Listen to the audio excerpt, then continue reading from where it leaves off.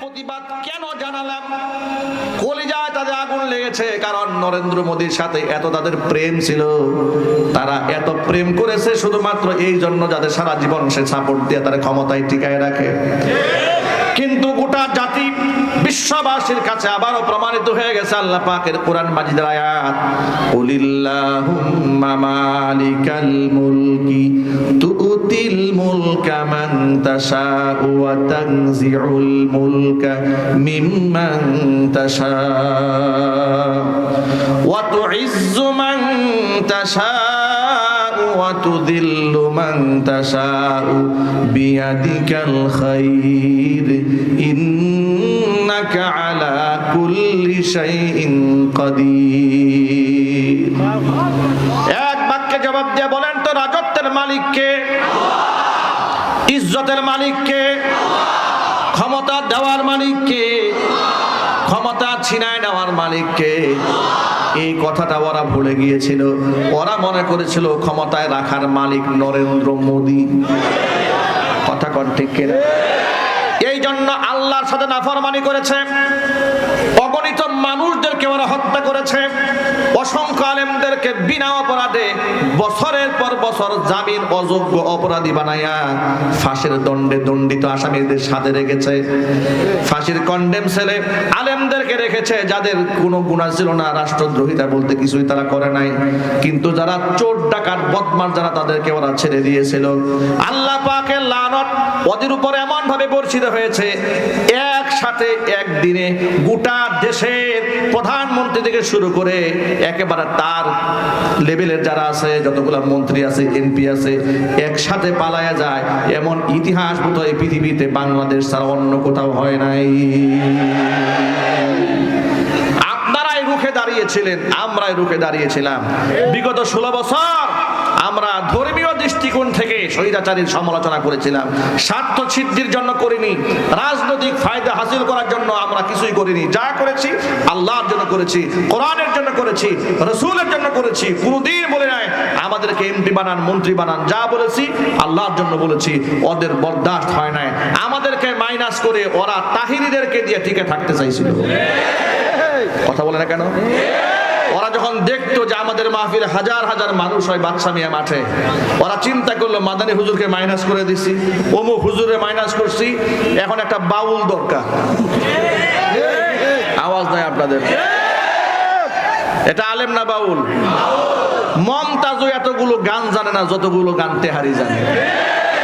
এ কথা কি সত্য না অসত্য?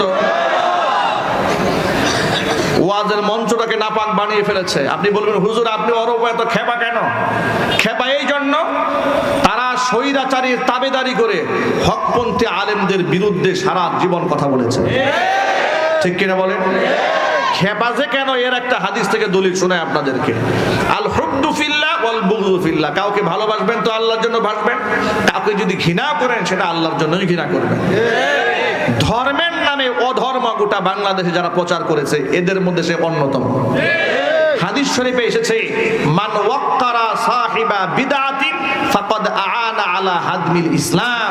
কোন ব্যক্তি যদি কোনো বেদাতিকে সম্মান করে, সেই ব্যক্তি ইসলাম ধ্বংসের কাজে সাহায্য করে। খারাপ লাগতেছে আপনাদের কাছে? কোরআন মাজিদের মধ্যে আল্লাহ পাক বলেছেন, আল ইয়াউমা আকমালতু লাকুম দীনাকুম ওয়া আতমামতু আলাইকুম নি'মাতি ওয়া রাদিতু লাকুমুল ইসলাম দীনা। আজকের এই দিনে আমি আল্লাহ তাআলা তোমাদের জন্য তোমাদের দিনকে পূর্ণ করে দিলাম, আমার নিয়ামতকে তোমাদের জন্য পূর্ণ করে দিলাম। ওয়া রাদিতু লাকুমুল ইসলাম দীনা, দিন হিসেবে, ধর্ম হিসেবে আমি আল্লাহ তাআলা ইসলামকে মনোনীত করিলাম। জোরে বলুন সুবহানাল্লাহ। এখন আপনারা এক বাক্যে বলেন, ইসলাম ধর্ম পূর্ণাঙ্গ না অপূর্ণাঙ্গ? পূর্ণাঙ্গ হওয়ার অর্থ হলো ১৫০০ বছর আগে ইসলাম যা ছিল হুবহু আজকের এই দিন পর্যন্ত তেমনই থাকবে। অ্যাডভান্স করে ধর্মের মধ্যে নতুন কিছু ঢোকাবার কোনো সুযোগ নাই। ঠিক কিনা বলেন? এক বাক্যে জবাব দিয়ে বলেন, নামাজ কিভাবে পড়তে হয় হাদিসে আছে না নাই? মানুষ মারা গেলে মুর্দারের সাথে আমরা কি আচরণ করব হাদিসে আছে না নাই? আল্লাহর ওলি যদি মারা যায় তাহলে তার সাথে আচরণটা কেমন হবে হাদিসে আছে না নাই? কবরের সামনে গেলে কিভাবে কবরকে জিয়ারত করতে হয় পদ্ধতি হাদিসে আছে না নাই?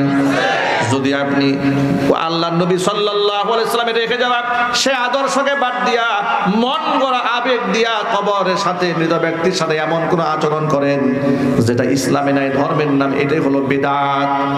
কথা বলেন ঠিক কিনা? এরা কবরগুলোকে সেজদার জায়গা বানিয়ে দিয়েছিল। গোটা বাংলাদেশে যতগুলো মাজার আছে অধিকাংশ মাজারের মধ্যে শিরিক হয়, বেদাত হয়, কুফরি কর্মকাণ্ড চলে। কথা বলেন ঠিক কিনা? আমি সবগুলা মাজারে কথা বলি না, অধিকাংশ মাজারে শিরিক হয়। লেখা থাকে সিজদা দেওয়া ঠিক নয়, কিন্তু খাদেমের সামনে লোকেরা সিজদা দিচ্ছে, উনি বাধা দেয় না। বাস্তবতা আছে না নাই? এখন আপনারা বলেন, গোটা বাংলাদেশের মাজার ব্যবসা যারা টিকায় রেখেছে ইসলামের বন্ধু না শত্রু? আরো জোরে বলেন। আল্লাহর নবী এই ব্যাপারে কি বলেন শোনেন, ইয়াকুম ওয়া মুহদিসাতিল উমুর, সাবধান, ধর্মের নামে নব আবিষ্কৃত আমল থেকে তোমরা সাবধান থাকবা। কারণ হচ্ছে ফা ইন্না কুল্লা মুহদাসাতিন বিদআহ, প্রত্যেকটা নব আবিষ্কৃত ধর্মের নামে যা চলে সবগুলাই বিদআত। ওয়া কুল্লা বিদআতিন দালালা, প্রত্যেকটা নব আবিষ্কৃত ইবাদত গুমরাহি। ওয়া কুল্লা দালালাতিন ফিন্নার, প্রত্যেকটা গুমরাহির স্থান হচ্ছে জাহান্নাম। ভালো করে বোঝাবার জন্য খুব সহজ একটা উদাহরণ দিই। যোহরের নামাজ ফরজ কয় রাকাত? 4 রাকাত। আপনি খুব আবেগে যে আল্লাহ নামাজ তোমার কাছে এত প্রিয়, আমি 4 রাকাত না এখন থেকে 6 রাকাত পড়ব, কি বলে হবে? কেউ যদি বাধা দেয় আপনি কি বলবেন? আরে মিয়া আমি খারাপ কাজ করেছি নাকি? আমি সেজদাই না দিয়েছি। কথা বলেন, কাজ হবে? আসরের নামাজ ফরজ কয় রাকাত? আপনি বললেন আল্লাহ নামাজ তোমার কাছে এত প্রিয়, নামাজ না পড়লে মুসলমানই থাকে না, এখন থেকে নামাজ পড়বো আসরে 6 রাকাত। কাজ হবে? সওয়াব বেশি হবে না গুনাহ হয়ে যাবে? মাগরিবের ফরজ কয় রাকাত? আপনি বলেন আল্লাহ এটা কোনো কথা হলো নাকি? মাগরিবের সময় তোমার একটু ডাকবো, সিজদা দিব, মাত্র 3 রাকাত, এখন থেকে 9 রাকাত পড়বো, ফায়দা হবে? এশারের নামাজ কয় রাকাত? 4 রাকাত। আপনি বলেন আল্লাহ রাতের বেলায় ঘুমাতে যাব, কিন্তু মাত্র 4 রাকাত নামাজ পড়ে ঘুমাতে যাব, তা হবে না, এখন থেকে কমপক্ষে 10 রাকাত পড়ে ঘুমাতে যাব, সেজদা বেশি হবে, আল্লাহ বেশি খুশি হয়ে যাবে। কি বলেন আপনারা? কাজ হবে? এখন প্রশ্ন হলো কেন কাজ হবে না? প্রশ্নের জবাব কি? আপনি বলবেন ধর্মে এর থেকে অতিরিক্ত নাই, এই জন্য করার সুযোগও নাই। যদি এই কথাটা ভালো করে বুঝে থাকেন, এবার আপনি একটু কবরের কাছে আসেন। আল্লাহর নবী সাল্লাল্লাহু আলাইহি ওয়াসাল্লাম বললেন নাহাইতুকুম আন জিয়ারাতিল কুবুরি ফাজুরুহা ফাইন্নাহা তুযাক্কিরুল মাউত। ইসলামের প্রাথমিক যুগে আমি তোমাদেরকে কবর জিয়ারত করা পর্যন্ত বারণ করে দিয়েছিলাম, কারণ এই পৃথিবীর ইহুদি আর খ্রিস্টানেরা তাদের নবীর কবরগুলোকে সেজদার জায়গা বানিয়েছিল। কবরের প্রতি মানুষের একটা আকর্ষণ ছিল, ওই আকর্ষণ নষ্ট করে দেওয়ার জন্য ইসলামের প্রাথমিক যুগে আমি তোমাদেরকে কবর জিয়ারতটা পর্যন্ত বারণ করে দিয়েছিলাম। এখন যখন উপলব্ধি করতে পারলাম যে তোমাদের অন্তরের মধ্যে কবর পুরস্তি চলে গেছে, কবরের প্রতি শ্রদ্ধা, কবরের প্রতি সেজদা দেওয়ার মতো মন মানসিকতা আর নাই, সুতরাং ফাজুরুহা তোমরা এখন জিয়ারত করতে পারো। ফাইন্নাহা তুযাক্কিরুল মাউত, কারণ কবর জিয়ারত মানুষকে মৃত্যুর কথা মনে করিয়ে দেয়। এবার আপনারা বলেন কবর জিয়ারত করা কি সুন্নাত? যদি বলেন কবর জিয়ারত করা কি, কিন্তু পূজা করা কি? আরো জোরে। আল্লাহর নবী সাল্লাল্লাহু আলাইহি ওয়াসাল্লামের কাছে কিছু সাহাবা একরাম আসলেন ইয়ামান থেকে সফর করে, এসে বলে ইয়া রাসূলুল্লাহ, ইয়া হাবিবাল্লাহ, আমরা আপনার কদমে সিজদা দিতে চাই, আপনি পারমিশন দেন। রাসূল বললেন কেন? তারা বললেন আমরা যখন ইয়ামানে গিয়েছি সেখানে দেখেছি খ্রিস্টানেরা তাদের ধর্মযাজকদেরকে সম্মানের করে সিজদা দেয়, আপনিও তো আমাদের ধর্মযাজক, আপনাকে আমরা সিজদা দিতে চাই। আল্লাহর হাবিব বললেন আমার ইন্তেকালের পরে তোমরা কি আমার কবরের মধ্যে সিজদা দেবে? সাহাবায়ে কেরাম বললেন মোটেও না, কবরে আমরা সিজদা দেব না। হুজুর বলেন মনে রেখো, লাউ কুনতু আমিরান আহাদান আইয়াসজুদা লিগাইরিল্লাহ লা আমারতুল মারআতা আন তাসজুদা লিজাওজিহা। এই পৃথিবীতে মানুষ হয়ে আল্লাহকে বাদ দিয়া অন্য যদি কোনো মানুষের পায়ে সিজদা করার হুকুম কাউকে আমি দিতাম, এই দুনিয়ার নারীদেরকে বলতাম তারা যেন স্বামীর পায়ে সিজদা দেয়। আল্লাহর নবী এর পরে বলেন ওয়াল্লাহি, আল্লাহর কসম করে বলছি, হুজুর বলছেন আল্লাহর কসম, লা তুআদ্দিল মারআতু হাক্কা রাব্বিহা হাত্তা তুআদ্দিয়া হাক্কা যাওজিহা। একটা নারী ততক্ষণ পর্যন্ত তার রবের হক আদায় করতে পারে না যতক্ষণ পর্যন্ত সে নিজের স্বামীর হক আদায় করতে না পারে। নবীজি স্পষ্ট জানিয়ে দিলেন, আল্লাহকে বাদ দিয়া মানুষ হয়ে যদি মানুষের পায়ে সিজদা দেওয়ার কোনো সুযোগ থাকতো, পারমিশন যদি দিতেন, তাহলে নিঃসন্দেহে আল্লাহ নবী সাল্লাল্লাহু আলাইহি ওয়াসাল্লাম নারীদেরকে স্বামীর পায়ে সিজদা করার হুকুম করতেন। কিন্তু আপনারা বলেন, আল্লাহর নবী মহিলাদেরকে স্বামীর পায়ে সিজদা করার নির্দেশ দিয়েছেন? আরো জোরে বলেন। আমরা এই কথা বলার পর ওরা একটা ভিন্ন ব্যাখ্যা দাঁড় করিয়েছে। সেই ব্যাখ্যা হলো, তারা বলে আমরা যে পীরের পায়ে সিজদা দেই, মাজারে সিজদা দেই, এই সিজদা এটা আমরা ইবাদতের সিজদা দেই না, এটা আমরা তাজিমি সিজদা দেই, এটা সম্মানের সিজদা দেই। যে সম্মানের সিজদা ফেরেশতারা হযরত আদমকে দিয়েছিল। যুক্তি দাঁড় করে বলে। এক পীর সাহেব তো বলতেছে, যদি গায়রুল্লাহকে সিজদা দেওয়া হারাম হয় আর শিরিক হয়, তাহলে আল্লাহ তাআলা নিজে প্রথম শিরিক করছেন। আরো জোরে কর নাউজুবিল্লাহ। আল্লাহ কেমনে শিরিক করাইলেন? আল্লাহ শিরিক করেছে আদমের পায়ে সিজদা দেওয়ার হুকুম তাহলে আল্লাহ কেন দিলেন? কথা বুঝতে পেরেছেন? আচ্ছা, মানুষকে কি আল্লাহ আদমের পায়ে সিজদা করার হুকুম দিয়েছিলেন? কাদেরকে দিয়েছিলেন? ফেরেশতাদেরকে। ঠিক কিনা জোরে বলেন। তো ফেরেশতাদের তো আর আমলনামার কোনো হিসাব নিকাশ নাই, ঠিক কিনা বলেন?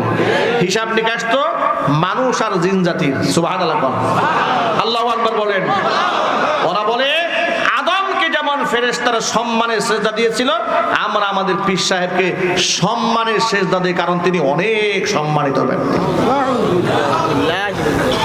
নাউজুবিল্লাহ বলার আগে একটু ভালো করে বুঝে নেন, এই পৃথিবীতে যদি সম্মানের কারণে দুনিয়াতে কোনো মানুষ সিজদা পাওয়ার হক রাখতো, এই আসমানের নিচে জমিনের উপরে আমাদের নবীজির চাইতে বেশি সম্মানিত ব্যক্তি পৃথিবীতে ছিল না, বর্তমানে নেই, ভবিষ্যতে হওয়ার কোনো সম্ভাবনা নাই।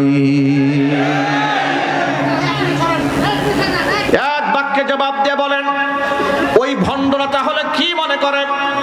আল্লাহ নবী সাল্লাল্লাহু আলাইহি ওয়াসাল্লামের জীবদ্দশায় ১৬ লক্ষ সাহাবী হুজুরের জীবদ্দশায় হজ ব্রত পালন করেছেন। নবীজি ১৬ লক্ষ সাহাবীর সামনে বিদায় হজের ভাষণ দিয়েছেন। আপনারা বলেন, আল্লাহর নবীকে সাহাবায়ে কেরাম কি কম সম্মান করতেন? আরো জোরে করেন। এমন সম্মান তারা রাসূলুল্লাহকে করেছেন, আর এমন ভালোবাসা তারা রাসূলুল্লাহকে দিয়েছেন, এই পৃথিবীতে নজিরা আর কেউ দিতে পারবে না। বদর প্রান্তরে আল্লাহর নবী তীর দিয়ে কাতার সোজা করছিলেন। মাত্র ৩১৩ জনের কাফেলা, তো রাসূল খুব টেনশন করছেন এই সাহাবীদেরকে নিয়ে। এই নিরস্ত্র ৩১৩ জন ১০০০ সশস্ত্র ক্যাডারদের সামনে দাঁড়িয়ে থাকবে কেমনে? খুব আশঙ্কার মধ্যে আছেন। সাহাবায়ে কেরাম তাকে আশ্বস্ত করলেন। আনসারী সাহাবী বলে উঠলেন দাঁড়িয়ে, হে রাসূল, আপনি আমাদের কি নিয়ে টেনশন করছেন? আপনি নিশ্চিত থাকেন, আমরা আপনার পক্ষ হয়ে আপনার সাথে আল্লাহর পথে লড়ে যাব, ততক্ষণ আমাদের চোখের পাতা নড়বে যতক্ষণ। আপনি আমাদেরকে নিয়ে ঘাবড়াবেন না। আমরা মুসা কালিমুল্লাহর উম্মতের মতো বলবো না যে আপনি আর আপনার আল্লাহকে যুদ্ধ করেন, এই ধরনের কথা আমরা বলবো না। চিৎকার দিয়ে বলেন সুবহানাল্লাহ। আল্লাহ নবী আশ্বস্ত হলেন, কাতার সোজা করতেছিলেন। হাতে ছিল একখানা তীর, তীরের আগা দিয়া সাওয়াদ রাদিয়াল্লাহু তাআলা আনহু, মদিনার একজন সাহাবী, তিনি অ্যাডভান্স হয়ে সামনে চলে এসেছিলেন। হুজুরের হাতে থাকা তীরখানা দিয়া পেটের মধ্যে গুতা দিয়ে বললেন, সাহাবীরা সামনে কেন আসলো, পিছনে যাও। সাওয়াদ রাদিয়াল্লাহু তাআলা আনহু পিছনে হটে গেলেন। পিছনে গিয়ে বলছে, ইয়া রাসূলুল্লাহ, আপনি যে তীরের আগা দিয়া আমার পেটের মধ্যে গুতা মেরেছেন, আমি কিন্তু খুব কষ্ট পেয়েছি, আমি কিন্তু ব্যথা পেয়েছি। আর কোরআনে কারীমের আয়াতের মধ্যে আছে, ওয়াল জুরুহা কিসাস, কেউ যদি কাউকে আঘাত করে হুবহু সে আঘাতটা ফিরাই দিতে পারে। নবীজি, আপনি যে আমাকে আঘাত করলেন, আমি এর বদলা নিতে চাই। এই কথা বলতে না বলতে নবীজি সাল্লাল্লাহু আলাইহি সাল্লাম নিজের হাতে থাকা তীরখানা সাহাবীর হাতে ধরায় দিলেন, বদলা নাও। সাওয়াদ বলে, ইয়া রাসূলুল্লাহ, আপনি যখন আমার পেটের মধ্যে গুতা মেরেছিলেন, তখন তো আমার গায়ের মধ্যে কোনো পোশাক ছিল না, কিন্তু আপনার গায়ের মধ্যে এখন চাদর আছে, চাদরটা আপনি খোলেন। সাথে সাথে নবী সাল্লাল্লাহু আলাইহি ওয়াসাল্লাম দেহ থেকে চাদরটা উন্মুক্ত করে দিলেন। সাওয়াদ রাদিয়াল্লাহু তাআলা আনহু আল্লাহর হাবিবের উন্মুক্ত দেহটা বুক দিয়ে জড়ায় ধরলেন, ঠোঁট দ্বারা চুমা খাইতে থাকলেন, চোখের পানি ছেড়ে দিলেন আর বলেন, ইয়া রাসূলুল্লাহ, ইয়া হাবিবাল্লাহ, যার জন্য জীবন দিতে পেরেছি, যার জন্য জীবন বাজি রাখতে পেরেছি, যার জন্য ঘর ছাড়লাম, যার জন্য বাড়ি ছাড়লাম, যার মহব্বতে আজকে জীবন উৎসর্গ করার জন্য দাঁড়িয়েছি, তার কাছ থেকে বদলা নেব, এত বড় নাফরমান তো আমি হই নাই। নবীজি বললেন, সাহাবীরে, কেন তুমি আচরণটা করলে? সাওয়াদ রাদিয়াল্লাহু তাআলা আনহু বলছেন, নবীজি, মাত্র 313 জন নিরস্ত্র সদস্য আমরা, আমাদের চোখের সামনে আমাদের প্রতিপক্ষ 1000 সশস্ত্র। জানি না এই জিহাদের ময়দানে গাজী হয়ে বাড়ি ফিরতে পারবো নাকি শাহাদাতের পেয়ালা পান করে পরকালে পাড়ি দেই। এটা জীবনের জন্য একটা সুযোগ মনে করে নিলাম, এটা একটা চান্স নিয়ে নিলাম। আপনার পবিত্র দেহের সাথে আমার দেহটা একটু আলিঙ্গন করাই নিলাম, যাতে করে আপনার পবিত্র বেগুনা মাসুম দেহের সাথে আমি আদনা মানুষের দেহটা লেগে এই দেহটা ধন্য হয়ে যায়। এত মুহাব্বত সাহাবায়ে কেরাম রাদিয়াল্লাহু তাআলা আনহুম করেছেন নবীজি সাল্লাল্লাহু আলাইহি সাল্লামকে, যে ভালোবাসার কোনো নজির নাই। এমন ভালোবাসা আবু বকর সিদ্দিক রাদিয়াল্লাহু তাআলা আনহু সাওর পর্বতের গুহার মধ্যে দিয়েছেন। নবীজি সাল্লাল্লাহু আলাইহি সাল্লামকে উরুর মধ্যে শোয়াই দিয়া ঘুম পাড়িয়ে দিয়েছেন। নবীজির দেহ ছিল বড় ক্লান্ত পরিশ্রান্ত, ছোট্ট ছোট্ট গর্ত ছিল গুহার ভেতরে, নিজের গায়ের জামাগুলা ছিঁড়ে ছিঁড়ে ছিদ্রগুলো বন্ধ করে দিয়েছিলেন। পায়ের কাছে একটা ছোট্ট গর্ত ছিল, এটা তিনি আটকাতে পারলেন না, নিজের পায়ের গোড়ালি দিয়ে চাপ দিয়ে ধরে রাখলেন। পাহাড়িয়া বিষধর সাপ এসে আবু বকর সিদ্দিক রাদিয়াল্লাহু তাআলা আনহুর পায়ের মধ্যে দংশন করে দিয়েছে। ব্যথার যন্ত্রণায় হযরত আবু বকর সিদ্দিক রাদিয়াল্লাহু তাআলা আনহু কাতর হয়ে গেলেন, চোখ থেকে পানি ঝরছিল। চোখের পানি যখন রাসূলের চেহারার উপর পড়েছে, আল্লাহর হাবিবের ঘুম ভেঙে যায়। তাকায় দেখেন আবু বকর কান্দি। জিজ্ঞেস করেন, আবু বকর কেন কান্না করছেন? আপনার সন্তানের কথা মনে পড়েছে, পরিবারের সদস্যদের কথা মনে পড়েছে। আবু বকর বললেন, নবীজি, যেদিন থেকে আপনার উপর ঈমান এনেছি, আল্লাহর উপর ঈমান এনেছি, কসম, এই পৃথিবীতে তাম পৃথিবীর সকল কিছু চাইতে আপনার এবং আল্লাহর মহব্বত অন্তরে বেশি। কেন কান্দেন তাহলে? বিষধর সাপ পায়ে দংশন করেছে। আল্লাহ হাবিব সাল্লাল্লাহু আলাইহি ওয়াসাল্লাম পাটা বার করলেন, মুখ থেকে লালা একটু বের করে পায়ের মধ্যে লাগাই দিলেন। আবু বকর বলছেন, নবীজি লালা মুবারক পায়ের মধ্যে দেওয়ার সাথে সাথে বিষধর সাপে কাটার যন্ত্রণা মুহূর্তের মধ্যে পানি হয়ে যায়। জিজ্ঞেস করলেন, আবু বকর, সাপে আপনাকে দংশন করেছে, ডাক দিলেন না কেন আমাকে? কেন কান্না করছেন? আবু বকর বলছেন, নবীজি, আল্লাহর হাবিব আমার উরুর মধ্যে মাথা আর আরাম ফরমাচ্ছেন, ঘুমাচ্ছেন। আমি যদি তাকে ডাক দেই ঘুমে ডিস্টার্ব হবে, রাসূলুল্লাহর কষ্ট হবে, এই কথা চিন্তা করে আপনাকে ডাক দেই নাই। ও নবীজি, আপনাকে কেমনে ডাক দেব যদি আজকে আমার এই সাপে কাটার যন্ত্রণায় যদি কষ্ট সহ্য করতে করতে আমি মরেও যেতাম, আল্লাহর নবী আরাম ফরমাচ্ছেন, আরামে ডিস্টার্ব দিতে পারতাম না। হে রাসূল, বুঝি না আমি, রেখেছো বেঁধে মোরে কোন সুতোয় তুমি, রেখেছো বেঁধে মোরে কোন সুতোয়। তোমারি নামে আনন্দে দুলি, তোমারি নামে দুনিয়া ভুলি, কি জাদু রাখা ওই নামেতে, তোমারি নামে আনন্দে দুলি, তোমারি নামে দুনিয়া ভুলি, কি জাদু রাখা ওই নামেতে, খোদার পরশে যে নাম আরশে, খোদার পরশে যে নাম আরশে, নাম মুহাম্মদ শুধু মধুময়। হে রাসূল, বুঝি না আমি, রেখেছো বেঁধে মোরে কোন সুতোয় তুমি, রেখেছো বেঁধে মোরে কোন সুতোয়। জানি না গোপন জানি না গোপনে কেমন করে হৃদয়ে গড়েছ প্রেমের বলই হে রাসূল, বুঝি না আমি রেখেছ বেঁধে মোরে কোন সুতোয় তুমি, রেখেছ বেঁধে মোরে কোন সুতোয় তুমি, রেখেছ বেঁধে মোরে কোন সুতোয়।